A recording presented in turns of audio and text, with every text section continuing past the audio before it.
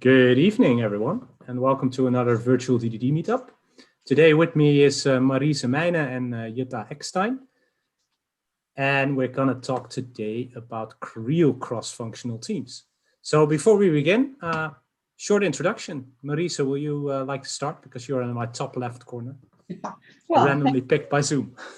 Thank you, Kenny. Great to be here. And a real short introduction. I'm an Agile Scrum type, working currently with the Dutch National Archives. Real fun to do.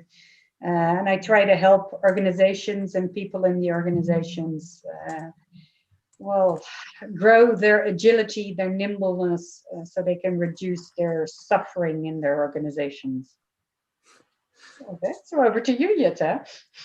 Okay, so yeah, I feel like I'm in the Agile field forever, starting with extreme programming in, I believe, like 97 or so, which also says that I've started with programming. However, now I'm really more looking at how can a company in itself being Agile and what is needed for that. And I also wrote some books, and also my latest one is on that topic. And I particularly like the acronym we came up with, which is Bossa Nova, which just has that swing and dance and music in it. Yeah, so. Cool, thanks. So real cross-functional teams, right? So the topic of today's panel is design better products with real cross-functional teams. So let's bring a bit of context in. What do we mean with real cross-functional teams? Well, maybe I get started. So in Agile, what we typically say is when you get started with Agile, the first thing you do is bring a team together, and that team should be cross-functional. However, what's often meant with that is that you have like front end and back end working together, and as well like devs and testers in the same team. And this is what people often understand with cross-functional. And it's a good start because it brings different perspectives together, different perspectives on the product. However, if we really are serious also with the product and how the product should serve the market, then this isn't enough. And therefore, we say like real, because we need even more perspectives. And now maybe I first stay a bit closer and leave the widening part open for Maryse. So a bit more than just like front end, back end, and testers together with developers would be that as a team, you really cross all the silos in the company. You are aware of what's your contribution to the overall value stream of the company. So it's kind of opening your eyes about what does this product do and how does it help the whole company. So again, crossing perspectives, but this is still kind of like within the company and across those silos. However, that's not all. And what else is it, Maryse? Yeah, it's if you look at, I really like your way of introducing it, by the way. But usually when we look at cross-functional teams, it's indeed very within the company and very, say, from a technical perspective. Right. Well, the products we build, the things we make, they're meant for people out there, for our society in its broadest sense of the word. And our society isn't just, well, not the technical people in the company, or not even all the people in the company. Even if you make the teams real end-to-end teams, they're still not a representation of the people out there that we make the products for. So if you really want to, and that's how we came up with the title for the webinar, for building better products, you really want to have, well, as cross-functional or diverse as you can, also including the people out there that you're actually building the products for. So there is a certain, as you mentioned, a sort of extension on the cross-functional team idea, which is usually in our team, in our IT context, really technically bound, even if you're doing the end-to-end thought. So yeah. Yeah. And well, in the description for that webinar, we also brought that example. You probably have read this, and this is also why you're here, I'm assuming. Yet it's really a famous example that the product, just a soap dispenser, has been built and created. However, it doesn't detect dark skin. So my learning from that, and I would say our point of view here, is that we don't think this has been done by intention because somebody said, I don't like people with dark skin. It's more like nobody has seen the problem because the team wasn't diverse enough and not as diverse as the market is, and therefore people have just overlooked it. And we see this really often. We see this also in software happening, and in like algorithm bias, which is a huge topic, right? And at least I don't think that this is intentional. Well, there might be a few people out there, but I don't really believe in that. It's really that we should take better care of how is the team put together so that this doesn't happen. Yeah. And So go ahead. go on. Yeah. I was also going to mention that, of course, the risk here, and that's why we so focus on this real cross-functional or diverse team thought, is that exactly what Jutta mentions. I don't think it's intentional either, but it does happen. And that's what in hiring, you call it a hiring bias. It's an unconscious bias that you, for example, hire people into your team that are a bit like you. And that could be gender, it could be race, it could be a lot of things. It can also be personality type. I mean, if I'm not aware of it, I'm likely to hire someone who's just as, I don't know, outgoing and social and what have you as I am, and someone else would have another preference. But because that's so unconscious, it needs to be something you're incredibly aware of, and really make the best effort to have as much as diversity in all kind of aspects and inclusion in your team, because otherwise chances are so incredibly big you're going to miss those points, and then you will still miss some of these points because you can't have everything in the team, but then at least you can do all you can to, well, prevent these biases from creeping in. Yeah. And I think that relates really well to one of the key things in domain-driven design is you as a team want to know what the domain experts talk about, right? You want to have a shared language, you want to know your product. And interesting, because you said about this is happening in software, and you were just talking about recruitment, Maryse, and you saw it happening at Amazon, right? Where they made a AI to find the right resume, and well, it was all biased to people like me, white men, and because nobody because people in their team were also that similar to me, so AI in that way usually also gets implemented about the biases that we have if we're not aware of them. And I think that relates pretty well to what we try in DDD, right? When we model, you want to have as many perceptions as possible to correctly, design your product that way. And the user is a key stakeholder. So, Go ahead. Yeah, the question would be, I believe it's hard because in DDD we always say, well, we need to know the domain, we need to know the domain experts, what they want.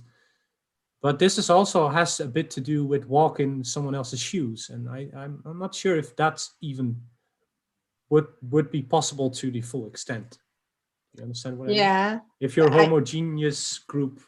Right. I think it starts, if you look for the domain expert, is being aware whom are you really looking for, because most often the domain expert that you're getting is already kind of representing just one group. Yeah. And even if this is a team, then very often they are also very homogeneous, and therefore yeah, the awareness is just not there, and things are happening. Like this is maybe a tiny example, but for example, for map apps, they hardly have that feature which would be good for women, especially in specific areas, to find a route that's the safest. And it's not about being fast, right? And if you are probably, if you white male, it doesn't occur to you that this could be a feature, right? And that's why, well, talking to the domain experts, that's super important. Yet you have to be aware, whom are you talking to, and can you explore that further? Like, who are those domain experts? Maybe there are others there who haven't been named. Yeah, and it's actually helping you disrupt the market in a way, because yeah, if you get that killer feature, you divide yourself. I get a bit reminded about the story in the book Black Box Thinking, where I'm not sure who the guy was, but in World War II, he was set with a problem that the planes come back and they could harden the planes, but only for 30%, because else the plane will get heavy. So they research the plane and they say, well, here are the holes. So we think we need to make we need to strengthen where the holes are. And then the guy said, well, these are the planes that come back. These are not the planes that sank. So yes. he moved it to where the actual planes get hit when they got down, and then more planes came back. And that's the bias, I think, Maryse, you always just talking about, right? We don't. Yeah, definitely. Yeah. And I think it has everything to do with perspective, with being able to look at it from a different angle. And of course, you can't have every possible perspective represented in your group simply, well, because you just can't. And also because it would be an impossibly big group, even if theoretically you could. But it's indeed, like you said a bit, kind of like to be able to step into someone else's shoes. Now, I don't think you can ever really do that, but at least you can try, and you can try to find different perspectives. And something that I'd really like to share is what we usually do in teams is also, if you'd really look deep into people's hearts, or maybe not if you look real deep, but if you'd ask them, they'd all say, well, we need a senior, much of the time we need senior people. We really prefer to have the most senior people in the team, which is really not such a good idea, because if it's about perspective, someone who's just brand new, fresh, just from school, or just from a new, coming from a totally different angle, can be so refreshing in a team. So I also think that, speaking of cross-functionality and diversity, it also includes different seniority levels and different levels of expertise, also talking in different levels of domain expertise, because someone coming new into the domain could have, totally fresh and new ideas and brand new perspectives on topics that have been around for a while. Yeah, which also goes in the direction that you brought up, Kenny, with being disruptive as a team. That for that, you need to have different opinions, which brings me to something that I once learned from something that's called HSD, Human Systems Dynamics. And they have, I'd say, a tool, which is called the difference matrix. And there you look at, for a group or a team, how high or low are the differences and how high or low are the exchanges.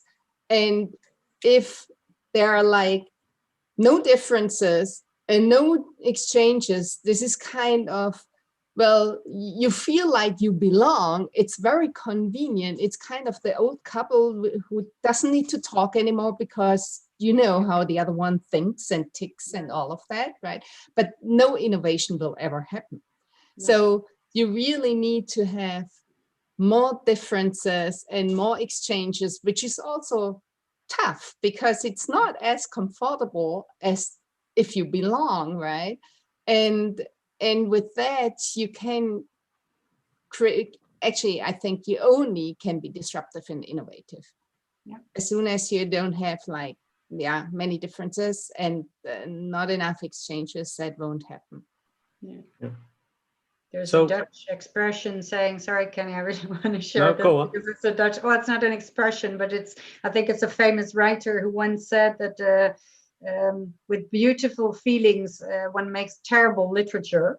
But that kind of goes for this too. If it's all very convenient and very pleasant, we just plod along, which is fine, but it's not actually going to take us that extra mile. So yeah, I like that addition, Jutta. Which is kind Yeah. of the comment that Christina made. Yeah, that's Because- why I want to go in. Yeah. Yes. Yeah, Go on. you do it, Kenny. Yeah. So we can always count on Christina to bring in nice perceptions and ideas. I love that she's always here. So she says she had the chance to work for a few months in cross-functional teams, a startup. They were split in 2 teams: marketing, insurance people, PR, devs.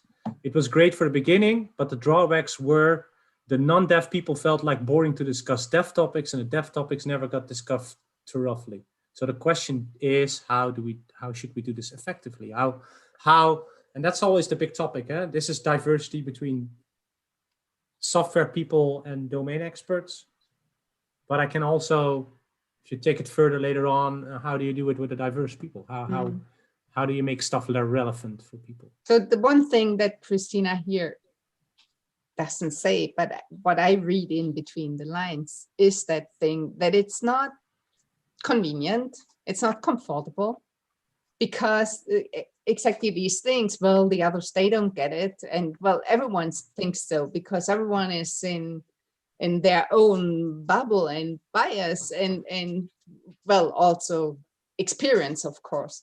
So like the devs, we have the techie stuff, and why are they so stupid and they don't get it, and vice versa, right? So everyone comes with that experience, and that isn't fun.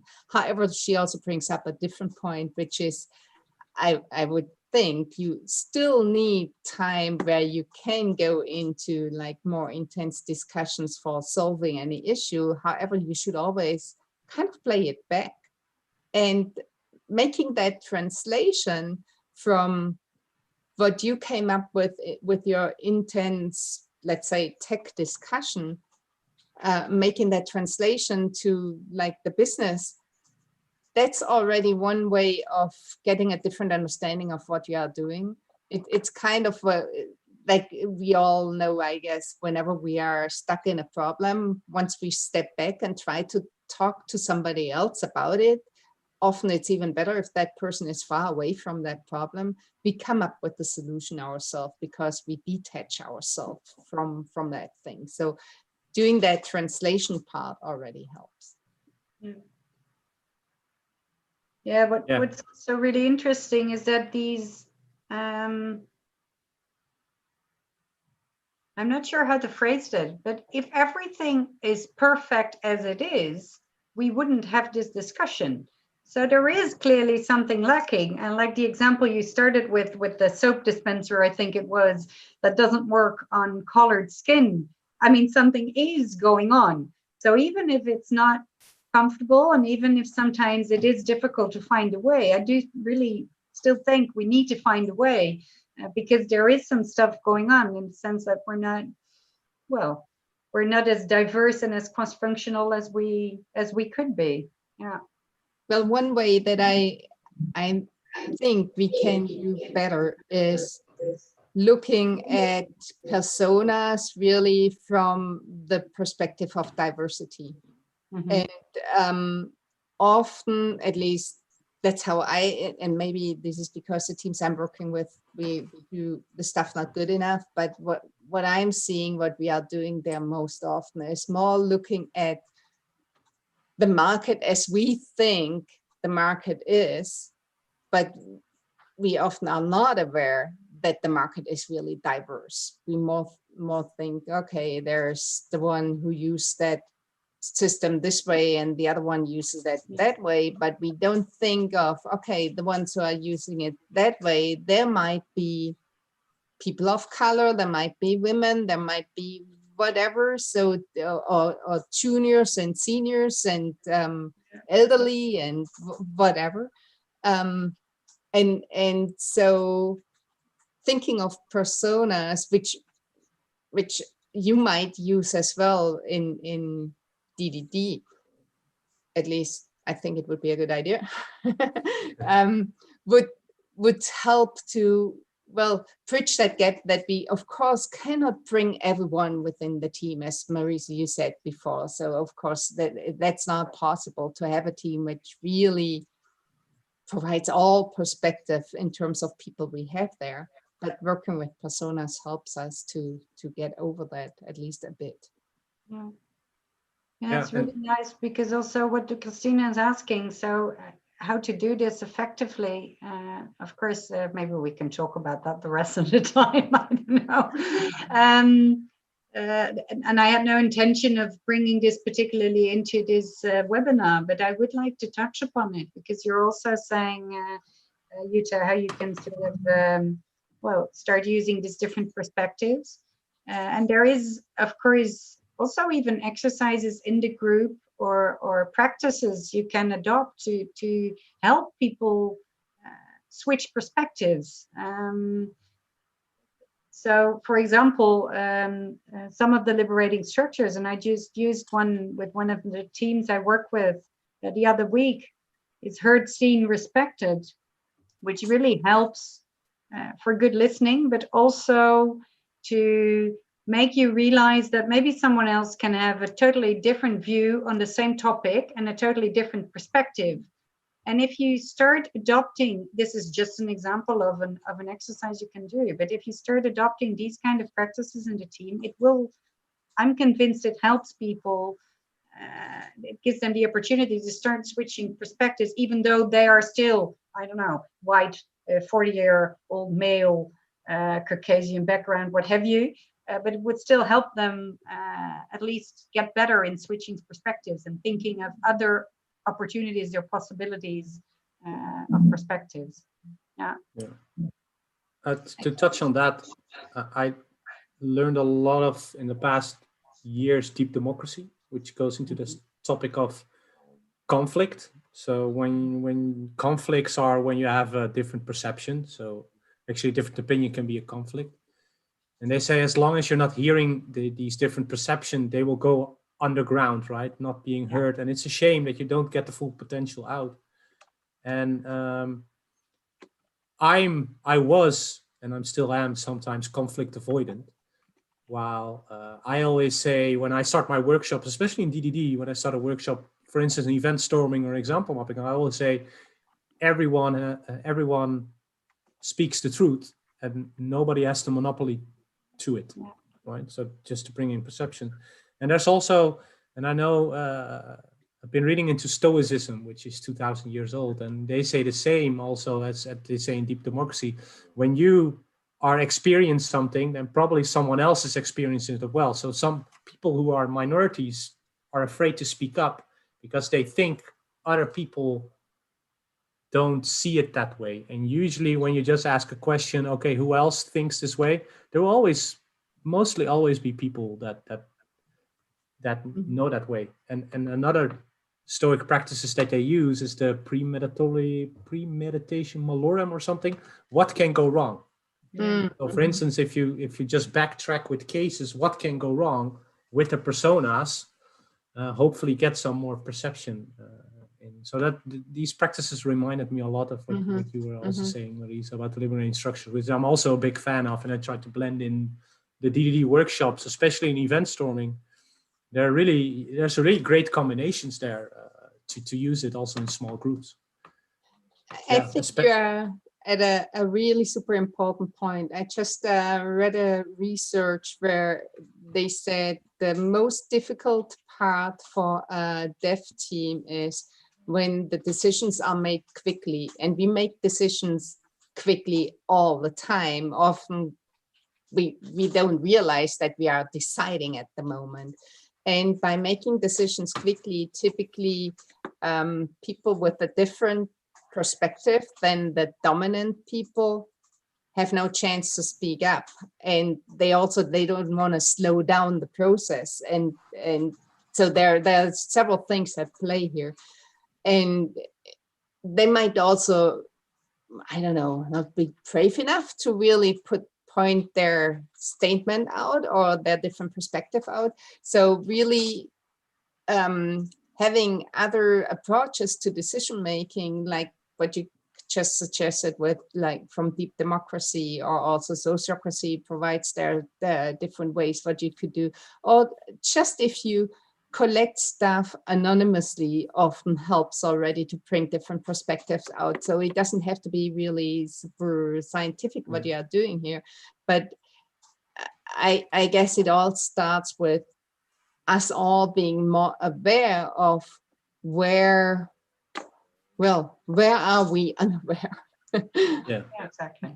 Where and are our and blind and, spots?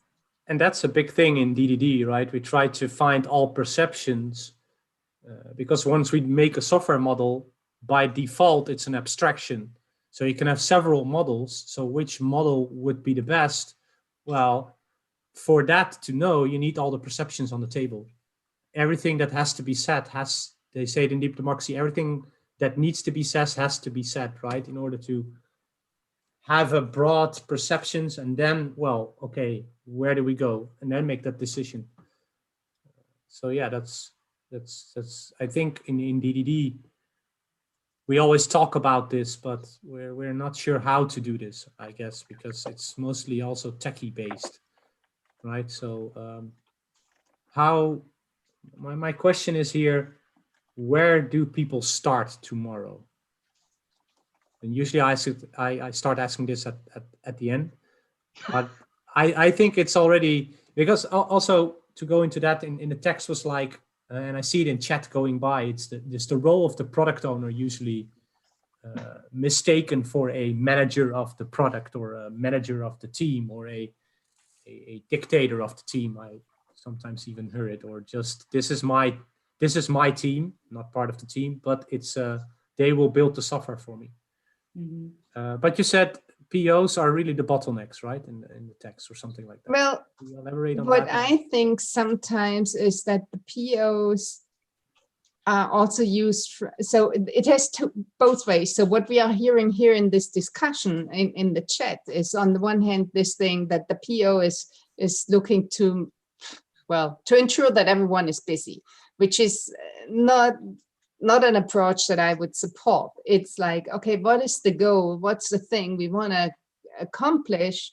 And then the team figures out how they work together in order to accomplish that. So it's not looking for what does every individual do. However, what I've also seen is kind of the other way around, that for a team, actually several times for a team, it was also convenient to kind of hide behind the PO and saying, well, the PO will tell us what we do and this is what we do, and not thinking beyond. And if you look at things like the Agile Fluency model, where there's described like a path, what's often happening, how people get more practice in Agile. So they start with having a team and just like the peer or so telling them what to do. But after some time, depending if this is what they need and if they are willing to go there, a PO is actually not needed anymore, because the team has the business value in them. So they own that, and they explore as well, like the market, and disrupt the market. And this is also where we are heading with the real cross functionality. So it's not like one person who brings in the business perspective.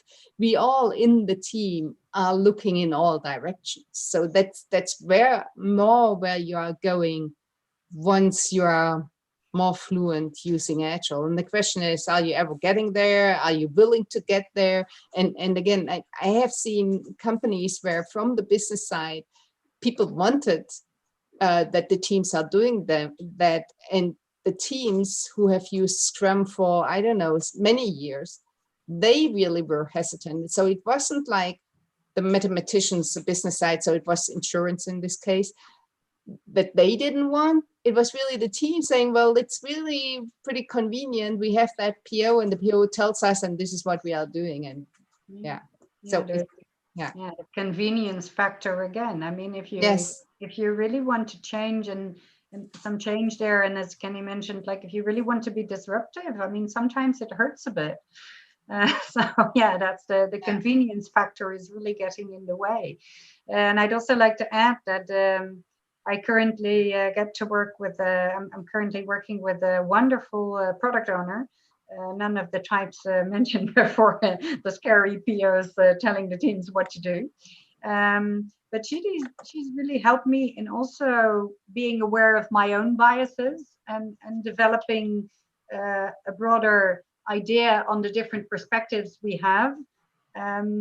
So I'd really like to point out that a product owner can make a huge difference. If you have a product owner that really has a broad perspective and that's willing to look at things from different angles and really also ready to do well, as is what we actually want in the real Scrum thought, ready for small experiments, ready for trying new things out. If you really have a product owner open to that, it really makes a huge difference in how cross-functional, how diverse you can be, and how you can really develop new stuff. Yeah, with really different new angles to look at things. So a product owner is really important, an important option to open up perspectives. So I can imagine that also relates to well, I hate the word maturity, because it's not about maturity, it's about different... that's why, well, I use that term fluency, which is what the Agile Fluency model uses, and it says more like the practices and therefore also the values and culture are getting or becoming like a second nature, or our habits. And so I'm fluent in that way of working. That's more, yeah. And I prefer that terminology. Sorry for interrupting. No, it's perfect, because I actually never thought of that. I might just actually use that term from now on. And where I wanted to go in is that we never look at the context, right? And within DDD, something like social technical systems, which I think it's a part of, right? It's actually social cognitive technical systems, but we never look at that, and that's one thing I see nowadays. And maybe I want to hear it from your perception, because I come to a lot of big enterprise companies where they implement in Scrum the way they've been thought, and usually business and IT is still separated, so the PO is a product, whatever. But the architects are mostly busy with how is the technical architecture, and the managers are busy with stakeholders, but also people side, which they do quite good. But there's nobody seeing the whole, right? If I talk to this architect, they will tell you something technical, and if I talk to the manager, they will say, well, my team's... But there's no one doing this, because the Scrum Master is mostly busy with the team. So who in how, and there was also Tron question from Tron, how do we change that? So who is usually, can it be someone from the team, you think, or who should be busy with this, doing these stuff, in your opinion? Well, Jutta. Big question, but... Yeah. Well, yeah, I don't really know. So the thing is definitely the way the product owner is established is not really helpful in most cases, because it creates that dependency, and very often it's also that the person who has that role actually is not really empowered to decide on the product. That's the other point of view. So it's also so the product owner makes some decisions, but then is overruled because the one who really owns the product makes those decisions, but that person never shows up for the team or with the team. So it's I don't know, like gaps everywhere here, and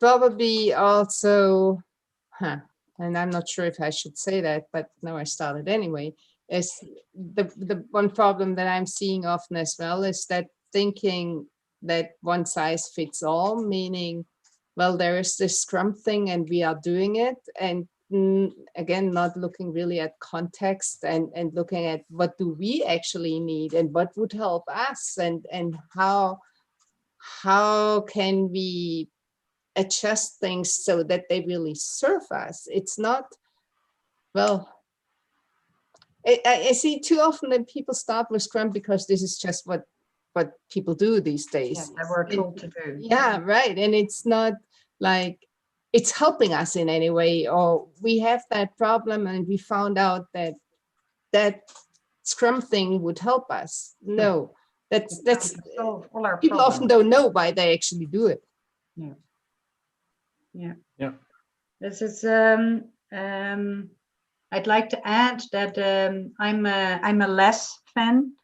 I'm not here to do a less promotional talk. I wasn't hired for that. I wasn't invited to do that. No, but seriously, this is silly. What is important thing in less is, I mean, it's Scrum large scale. But what is really important there is the thinking of the system as a whole. And this is precisely what we're referring to.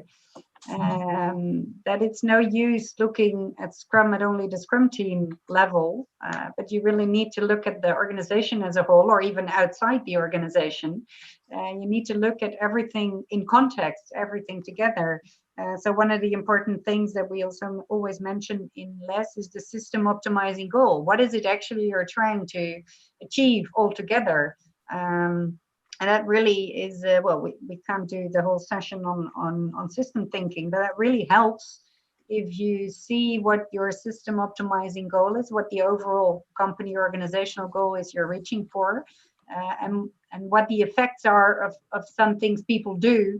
And speaking of conscious and unconscious bias and effects that things might have, if you do system thinking and you apply that on several levels, that can make a huge impact too. So you can just make explicit, you can visualize what the effects of some things will be or might be in the system as a whole. Yeah. Yeah, I think that's important that well, and I think it can be actually anyone in the team as long as you have a drive for it. Definitely. Yeah. Then just answering Christina's question here in the chat, but I think it's too important to just leave it there, because I think, Christina, you really came up with the important thing here. So she says, can it be possible to work full-time in a fully cross-functional team without developing some capabilities of other members? And well, in my opinion, that's exactly the point. You want to develop the capabilities of other members, and it is, you want to have a cross-functional team, and now a real cross-functional team, because you want to broaden everyone's horizon and to learn stuff from, or look at the things from a different angle, and also being able to help each other and collaborate, really. So I think this is absolutely important point, which is again also something I sometimes struggle with, because I sometimes also work with, well, we had this before, some people just want to get told what to do, and which was in the chat, I don't remember who it said, I think Trond. However, you also have sometimes people who say like, well, I'm an expert in XYZ and this is what's good enough, and I am not interested in broadening my horizon. We have that UX person for dealing with UX. Why should I talk to them? They will figure it out. And of course that's counterproductive.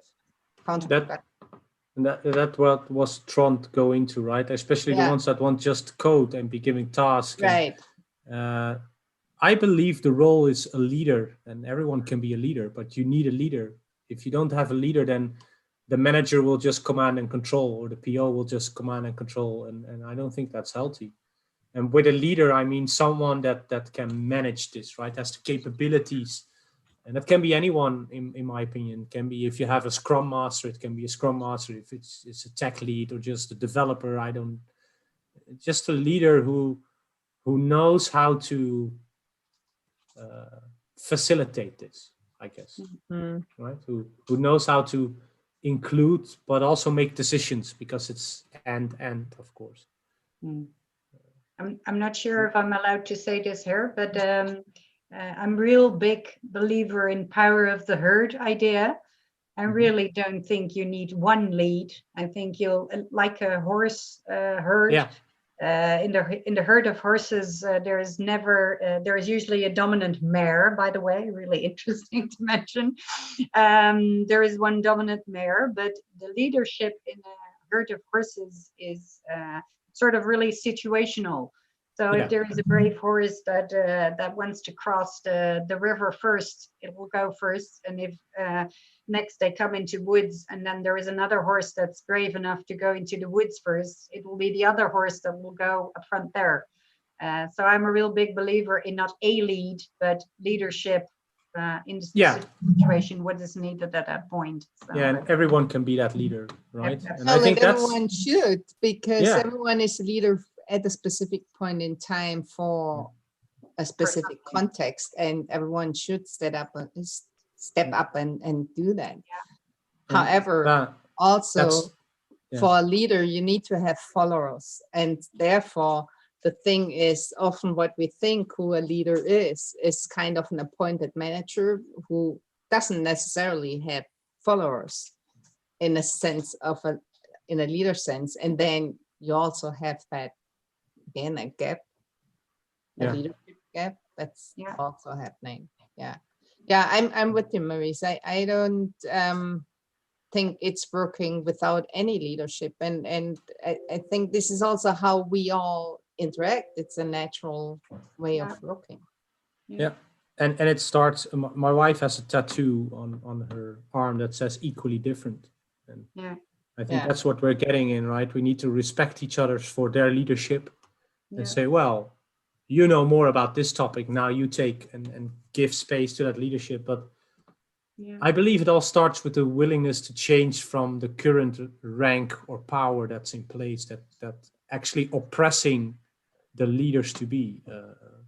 And that's usually the PO or the manager, right? If they can empower a team to take more leadership, but that's scary. That also requires braveness from people that also get leaded by the person. So it's not their fault. It's better. And now you get back to the system, because it's the whole thing. Because, for example, the PO I just mentioned, she's doing wonderfully, but she gets reviews from people who are her superior, who tell her that she needs to lead the team more strictly. Now, this is unique. You have a really good product owner is really trying to leave the team be, and just give them the why and maximize the value of the team. And then her manager tells her, well, you really need to push the team harder. You really need to. So there's the whole system of how we look at leadership and what is expected. And I mean, there is no cross-functionality in leadership teams either. There is a lot to do, I think, when it's, because then it trickles down. It's fractal. Yeah, definitely. I would like to talk to this last comment as well, which I think is also super important, which is try to include other departments too. This is often what I do as kind of the first step to this cross-functionality within the company, which is going across all the different silos and so on. And that's my approach often, that I look at it like, who is the client here, and then figuring out what does that person really need, or that department. Most often it's a department or a team or a group or something, a business unit, and then talk to them in that way also early on, kind of like they're also stakeholders, and most often nobody looks at these business units like that. And then I also see exactly as I can't see who was that. Was that Christina again? That whoever said that the sales guys thanked us 1,000 times. They were very, very happy that finally somebody asked them. And I have seen exactly the same thing for talking to whatever kinds of departments where people didn't talk to them because they were scheduled in like at specific points in times and not really looked at being part of the whole development. No. So from the YouTube chat, Kobach is saying, right, it's super hard to move, but person saying, but people with positional power, usually PO, product manager, managers have more leverage, and I'd say responsibility to facilitate change. Yes. Yes, and I believe if you can make them aware of it, because I think it starts with awareness. It does. It helps as well. So how can you make that person aware that there's a change needed? Yeah, I think so. There was one question on Meetup before we started, and it's from Timo. Says, do you still need a knowledge base in a cross-functional team, and how do you onboard new people? Oh, completely different topic. Yeah, completely different topic, but yeah, knowledge base, and I'm not sure if he's here. Yeah, I'm not sure what's meant with that. Is meant with that like a database? I have seen that also in some companies where they said like person A has I don't know, knows Java and whatever else and so on. I don't know. Well, sometimes it might, if this is the question, this might still be helpful, so you know whom to ask for whatever. However, if you are working together as a team, you will also find this out. And I'm not sure, most often I see these knowledge databases more as read, write only, and nobody really accesses it and does something with it. Only data is put in. That's a famous quote that on a wiki all information dies, right? Yeah. Yeah, and it's what Christina says, and it's from Ruth Milan who said it. It's like communication. People always try to put things in words or documentation, and I truly think we still need that in a way, like a decision log or things that happened. But I think, yeah, you cannot replace communication here, and like listening and talking. Not sure if how do you feel about that documentation versus? Well, and not sure if it's quite in the topic of our webinar, but what I think is really important is well, Jutta is well familiar with it, the practice of pair programming and also mob programming. I mean, I love the practices on themselves, but specifically when it comes to knowledge and onboarding, I think there is no greater way of onboarding new people in your team than to have them step into the pair programming practice straight away, because that builds up knowledge and shared ideas incredibly quickly.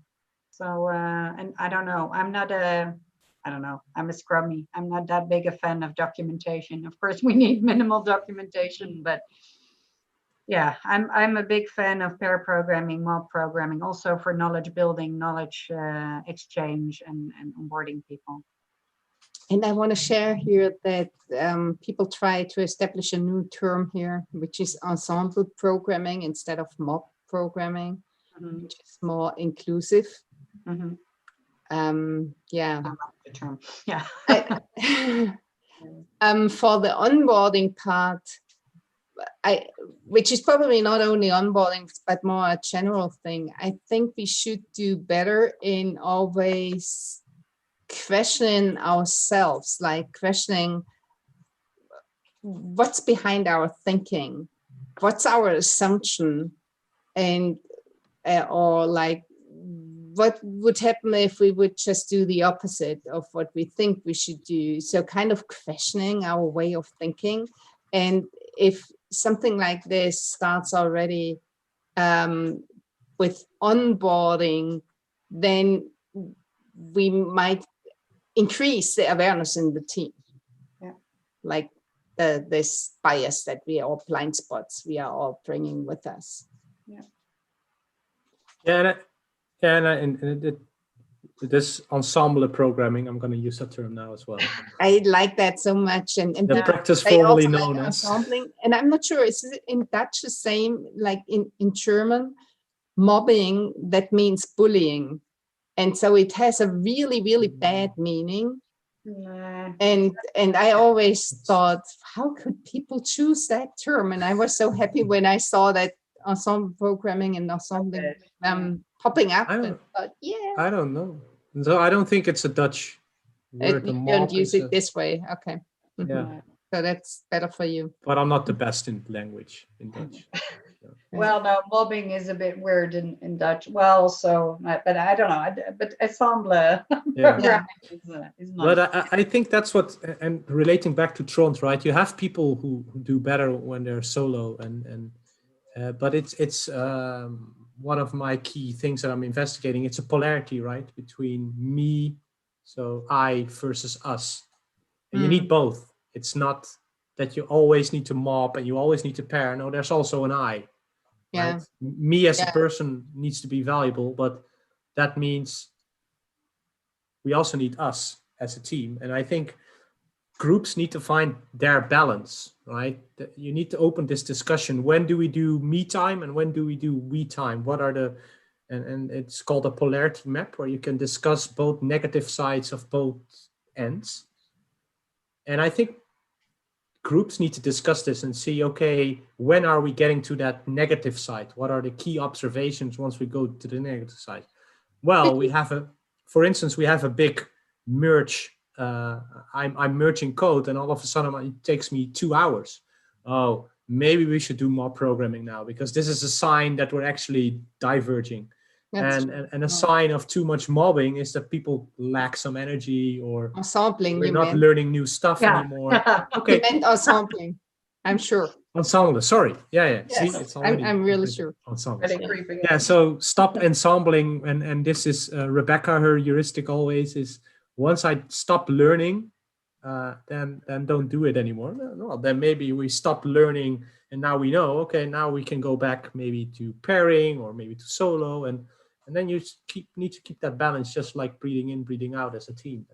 Which is actually also the same as what Christina brought up at the kind of the beginning, that it felt in her context that the devs, for example, didn't have enough time to really dive into the technical details. And that's exactly the same thing. You have to arrange for that time, because that's needed as well. So, which is also like a collaborative time and a separated time that you are having there.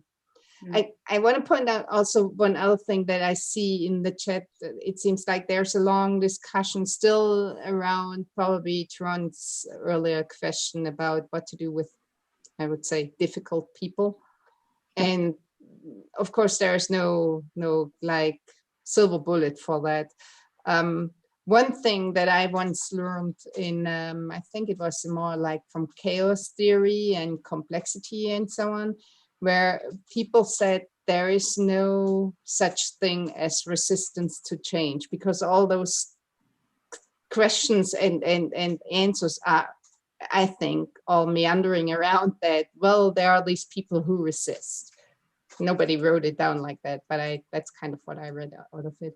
Yeah, and so in chaos complexity, people say there's no such thing as resistance to change. There's only an attractor, and you need to find out what is the attractor for that person that's more attractive than that change. And once you know that, you might be able to make the change also attractive, because you can then kind of overlay or move the attractor in that other area. And I had good experience with that. However, I also have to admit, often I can also not find out what the attractor really is, and I'm kind of stuck, and I try to get it, but I don't. And of course, it's again the communicate thing, and that's probably the key to almost everything, but finding this out helps to then hopefully provide a bridge for those people also to embrace that change. Yeah. Yeah, if you find that attractor, I mean, the communicate will go way easier, because communicate is obviously a two-way street. And if somebody isn't actually, actually not interested in what you're trying to get across, then it's not going to work. So it really, find I don't know, the soft spot, or maybe that's a weird phrasing, but exactly that what makes someone go an extra mile. That really makes a huge difference. Because otherwise it's trying to, I don't know, teach a child something that it's not ready for. And then we all know that that kind of stuff doesn't work. So yeah, finding the attractor is really a really good way of pushing it. Yeah. So from Deep Democracy, they say a lot about these things. And the two Dutch anthropologists, Danielle and Jitske, say, we call it a Harry, someone that's different, right? Weird. But what is there to learn, actually? What knowledge is that person hiding that you don't know of? That right. And in decision making, so the decision making part of Deep Democracy always does two things, right? They first ask for the majority, the people who speak up, right? So I think this, okay, and then you ask for, okay, who sees this different? Mm-hmm. That's a different opinion than this one. So that's always the first heuristic. So who sees it different?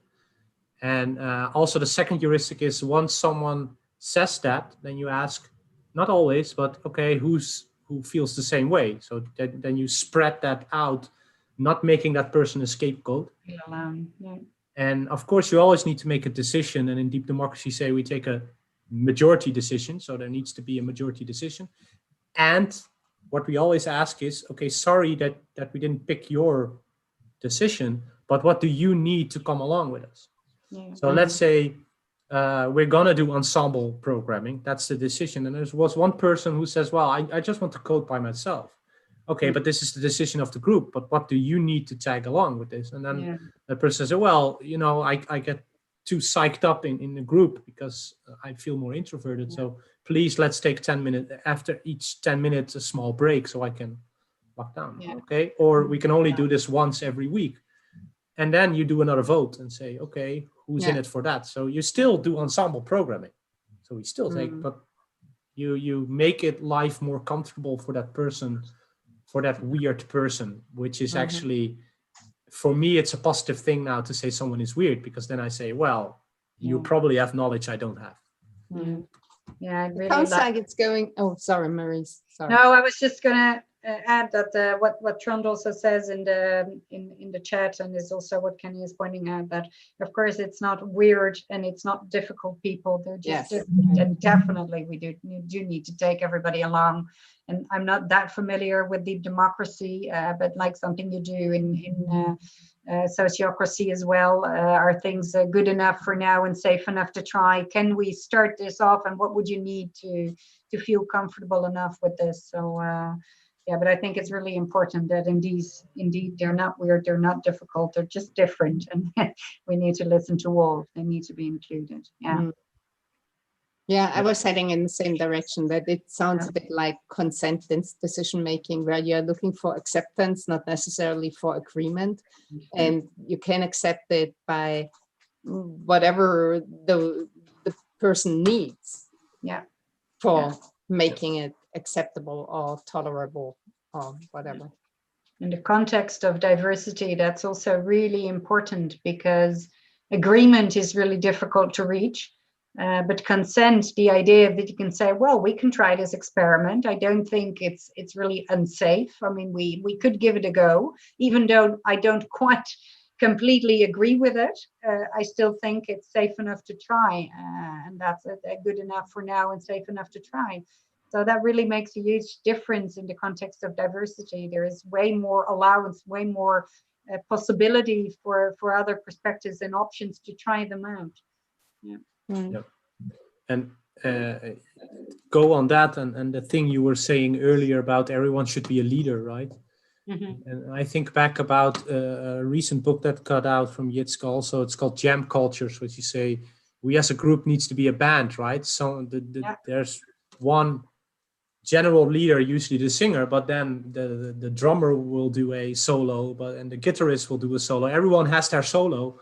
And that's I think what you also mentioned a bit, but the important part is you need to find a bass rhythm that everyone can join into. And you can do a small slight variation, and that's fine, as long as you can agree that someone else is playing the same rhythm. I think we should look at how can you find your rhythm in the group.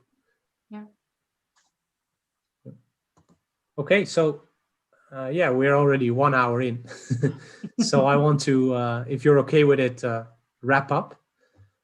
Sure. And I think we went a long way. And my final question is always, and maybe this time I already asked the question, right? What would you do differently tomorrow? But maybe another question is, what is your favorite book to read on this topic?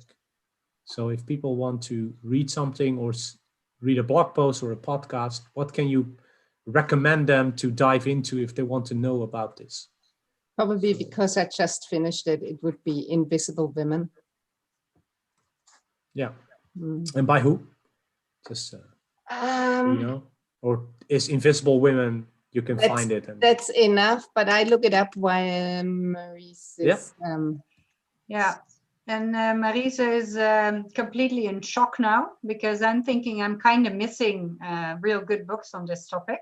So I'm really happy with the suggestion Jutta is going to give all of us. There is a book I'm reading right now, but that's in Dutch, Hallo Witte Mensen, which is really to do with diversity in the race sector. That's not sector, but in the race department. And there is also one other book that I'd like to point out that's called Lean In by Sheryl Sandberg. It's an old book. I read it, I don't know, 8 years ago. But that for me was a life changer in making me see what the impact was of my own behavior on gender diversity. This was about women and the will to lead. So it had to do with the women in top functions.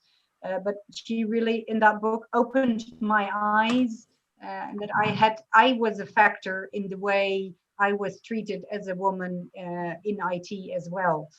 So for me, that book was a big game changer in also, not only demanding other people to have other perspectives on gender in IT, but also having myself look at my own behavior differently as a woman in IT. So Lean In is a recommended book. Okay, so I had time to look it up. So the full title is Invisible Women, Exposing Data Bias in a World Designed for Men. And it's by Caroline Criado Perez. I don't know, it's Spanish or something. Invisible Women. Yeah, but Invisible Women is enough. Good. Well, thanks. Thanks for joining us. It was really, I hope, helpful, at least to me, again, getting new perceptions in. We didn't disagree that much like we thought so. But it's a new topic, and I hope people enjoyed today.